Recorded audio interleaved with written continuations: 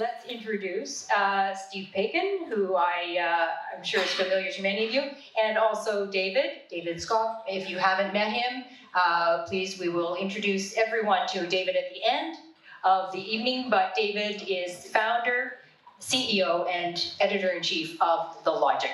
Gentlemen.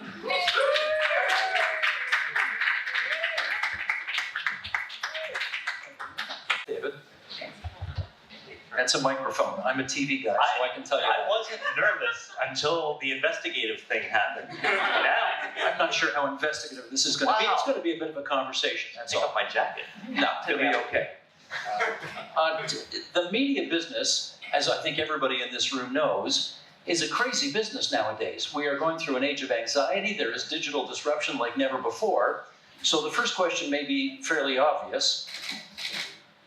Are you crazy? Well, if I'm crazy, then all of you are crazy. Well, first, thank you, Steve. Allow me to use founder's privilege here just to first thank everybody for coming tonight. This is a wonderful turnout.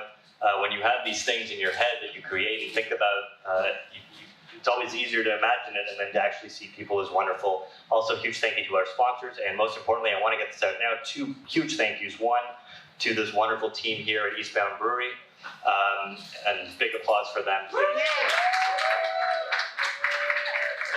The reason why we chose to do this at Eastbound Brewery is Dave, who's back there making sure everything is going well, started this 2 years ago, really wanted to elevate food and elevate beer. And I couldn't think of, when it comes to innovation and disruption, the beer industry is one of those that has been tremendously disrupted. What a great place for us to show what a small entrepreneurial spirit, really how that drives Canada. And then also a huge thank you to my wonderful wife, who I believe is in the back there, Alison Lowe, lighting. I kid that she is the Catherine Graham of this institution, and I joke, but I don't really joke, given that she has to put up with me every day. Okay, am I crazy? Yes, I am crazy. It comes from this belief that journalism is more than a profession, it's a calling, and that ultimately, no matter what disruption is taking place, if you tell really good stories and you have a really high-quality, smart team looking into real issues and retain your independence, people will read it. The terror around all that is, and I checked the numbers this morning, I think about 10 years ago, the Toronto Star's shares on TSX were trading at about $150 a piece. They're worth 85 cents a piece right now. This is, and you know what? Every time I say that to somebody, I get that reaction. People do not know the jeopardy legacy media are in today. What are you seeing? Well, I'll tell you, they were actually down to 59 cents earlier this year and then popped up to make it even more cheerful. We are embracing the technological disruption that those other organizations are really struggling with, in that we don't have their cost structure. It's very simple. Your subscription dollars, when you subscribe to The Logic, 80 cents of every dollar that you put in goes straight to our reporting team to do their work. Whereas at a place like the Star or the Times or the Globe and Mail or others, you'd be lucky if 35 cents of that dollar is going towards the reporters. And so that gives us a huge advantage over them. In terms of distribution costs, we don't have to worry about that. In terms of printing costs, we don't have to worry about that. And ultimately, we get to focus on the product, which is the great work that people do. They do have a 150-year head start on you, though. How helpful is that? I thought it was going to be a bigger challenge for us, but in some of the reporting that we've done early on, and I think the editing process that we've put in place, we have a fantastic copy editor who you'll meet later, named Hannah Lee. I'll let you guys answer this, but we're building that trust every day. And I can tell you firsthand, because I hear from them, we've upset a lot of companies and a lot of people with our coverage being fair, that they weren't used to. And I think every day you just have to work to earn that trust, and that's really what we try to do. You've chosen to plant your flag on the innovation economy? How come?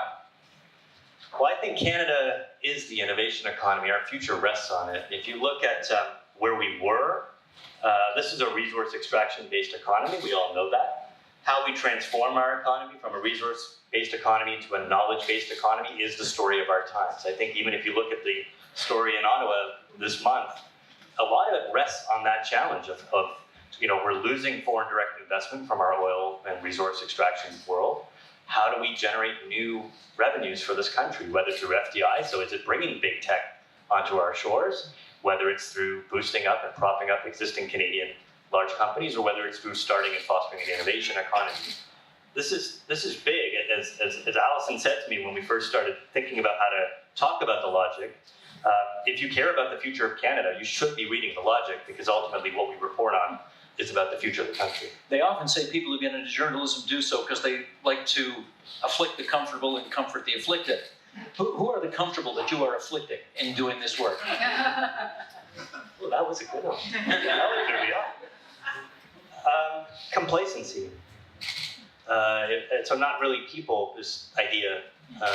The assumption that the way we've always done things is how it'll always be in the future. And I think part of that comes from my own experience, 20 years in journalism, working in institutions, trying to transform from within. And looking at my own arc, I think I've always fought against that complacency. And I would say that our voice is one of that. It's a pushing back against the idea of complacency. Let me follow up on that, because yes, 2 decades in journalism, but you're not just a journalist anymore. You're trying to be an innovator. You're trying to be an entrepreneur. How different are these roles now from what you're used to? Operationally, they're identical. There's very little that we do that isn't part of what we've always done. So I think if there's anything about the quality of the work, it's really, you're seeing signals and symbols in our work that are the same principles that the Globe and Mail, Boston Globe, New York Times have had for 150, 175 years. So that hasn't changed to me. But certainly the fundraising piece of it, the being a publisher is a little bit new.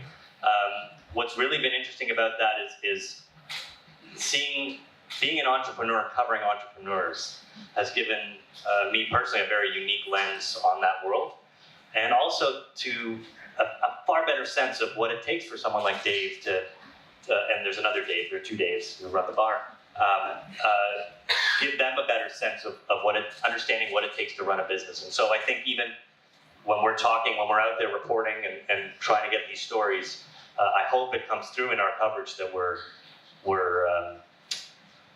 in on this with you. David, I think there's probably only one.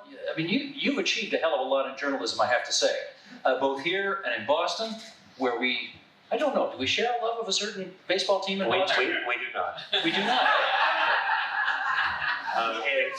In fact, I was telling you earlier, I indoctrinated my son so that when we were living in Boston, we were fortunate enough to go to Fenway Park a lot, which, by the way, this beam right here is reminding me of Fenway Park. Obstructive view. We would only take our son to games when the Blue Jays were playing, just so he would not become a Red Sox fan. Let the record show there were no Blue Jays when I became a Red Sox fan. That is the truth. But I'm trying to think about the things that I might have been able to do in this business that you have not, and I think it's a very short list. Oh, come on. No, seriously, I'm trying to think. Where's Kevin? You've done. I think the only thing I can think of that I've done that you have not done is interview Dan Doctoroff. That's probably it. That wasn't meant as a shot. That was meant as a joke. I did. I invited him here. We welcomed him to the stage. You invited him to come tonight? I did. And he didn't take you up on it? How surprising. They declined. That's. I mean, in all seriousness, that's become a very big story for you guys. What's fascinating to you about that story? It really is a microcosm for all those issues that we've been talking about. It's not just about what does Canada want to be? Do we want to be a branch plant, or do we want to foster our own economy? But it's also in the weeds if you start looking at data and IP and governance. And then you look at extrapolating on governance, 3 levels of government with a parcel of land downtown, working for foreign direct investment in this country. It encapsulates pretty much everything that this country is trying to deal with, I think. And I should say that story, we stumbled on that story. Amanda Roth, who you'll meet in a minute, she started out just looking at lobbying records and saw a few things that were interesting to her, and then, like all the best stories do, the layers of the onion just kept being peeled. But that was actually by accident. It was not a story that we were really focusing on when we launched. Editorially, do you have a view on what you think Sidewalk Labs either ought to or ought not to be? No. You're just going to follow the puck. Follow the puck and make sure that others can see where the puck is and where it's going. Okay, let me ask you about how you guys are doing so far. You've been in business how long? 8.5 months. 8.5 months? With a little woohoo. Although I should say, this is an official launch party. We've been in beta for 8.5 months. How's it going? It's going incredibly well, and I say that with a little bit of surprise. No, it's when you first launch a product, any product, you have your MVP, to use the speak, and you want to prove a minimum viable product. Is there something here that people will pay for? I think we can answer definitively. If you look around this room, the answer is yes. So then it becomes a question of, okay, how do you get more people to figure out that it exists? And how do you get more people to read it? And do you know what the answer to those questions is yet? We're constantly figuring it out as we go. And I think that's part of what makes this project so exciting for me, and hopefully for our readers, all of you, is that you're on this journey with us. And so we're constantly navigating it. So the initial goal obviously is to get up and rolling, and you've done that. What's the intermediate goal, and then what's the long range goal? Intermediate goal would be sustainability. And that I'm not saying anything out of turn by telling you that, because I said the same thing at the Boston Globe. How do you find and produce a sustainable news organization in 2019 when journalism is where it is? So that is goal number one.